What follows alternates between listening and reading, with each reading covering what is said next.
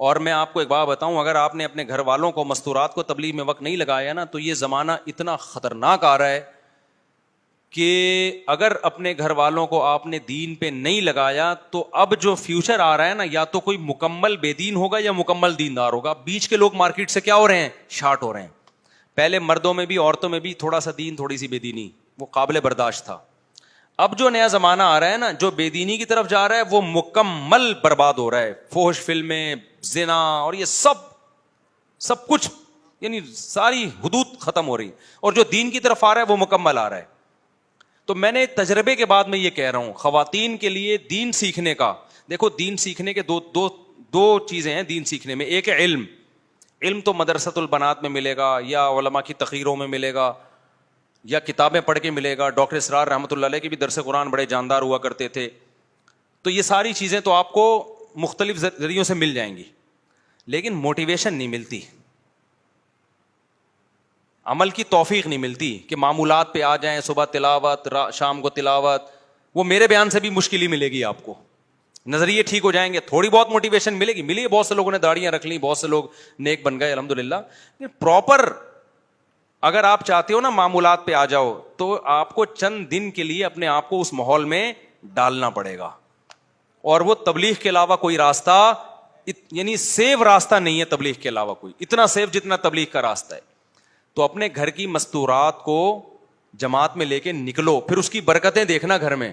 صبح صبح آپ کی بیگم قرآن پڑھ رہی ہوگی, آپ کو اتنا اچھا لگے گا. ابھی کیا ہوتا ہے, صبح صبح اٹھی بھی نہیں ہوتی, اٹھتی 12 بجے, کیونکہ رات 2 بجے تک ٹک ٹاک پہ بیٹھی ہوئی ہوتی ہے, وہ فیشن ڈیزائن اور یہ سب چیزیں دیکھ رہی ہوتی ہے. یہی ہوتا ہے نا, 3 بجے جا کے سو رہی ہیں, کیونکہ لوگ کہتے ہیں یار بستر پہ لیٹنے کے بعد تو موبائل دیکھنے کا مزہ آتا ہے.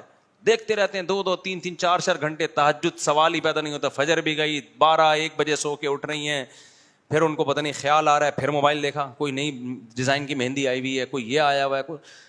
گھر میں برکت ختم. جب آپ گھر جاؤ گے آپ کو لگے گا بیگم دوپٹے میں بیٹھ کے قرآن پڑھ رہی ہے, خدا کی قسم آپ کو ایسا لگے گا جیسے آسمان سے سکون اتر رہا ہے.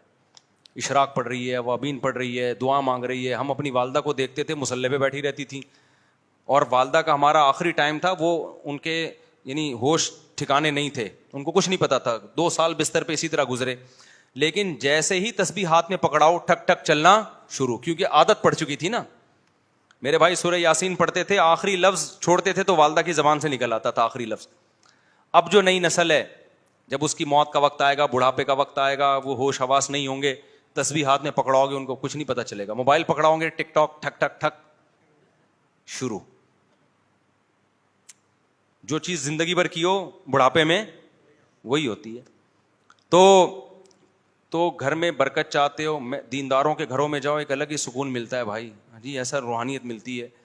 تو یہ سب کچھ چاہتے ہو تو اپنے گھر والوں کو تبلیغ میں نکالو, گھر کی مستورات کو بھی لے کے جائے.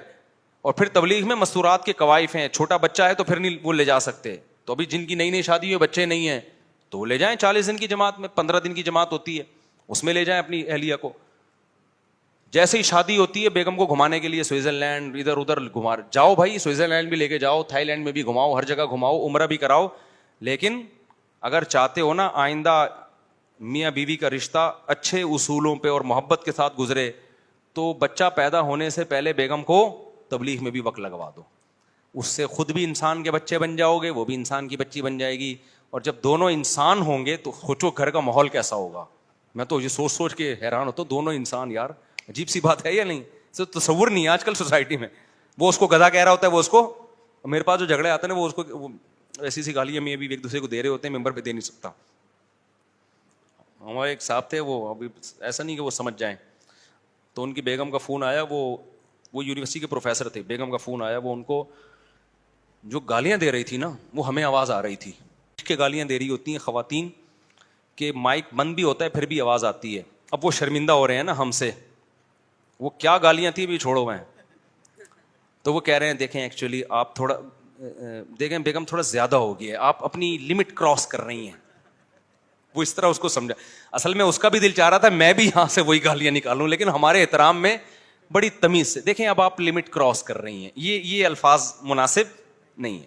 ہمیں اس پہ ہنسی آ رہی تھی, یار ہماری وجہ سے بیچارہ گالی بھی نہیں دے سکتا, وہ دبا کے گالیاں دے رہی ہے, اور اس کو اندازہ ہو رہا ہے کہ یہی سن رہے ہیں گالیاں. بیگم کو اندازہ نہیں تھا کہ اتنی چیخ کے دے رہی ہوں کہ ساتھ میں بیٹھا ہوا بندہ بھی سن رہا ہے. تو وہ یہ کہہ رہے ہیں دیکھیں آپ لمٹ کراس کر رہی ہیں, آپ دیکھیے کہ یار اتنا نیک شریف آدمی, اتنا سلجھا ہوا آدمی ادھر سے گالیاں دے رہی ہے, اور یہ کہہ رہے دیکھیے آپ اپنی لمٹ کیا کر رہی ہیں بیگم, یہ زیادتی ہے. یہ کیا ہے؟ یہ زیادتی ہے.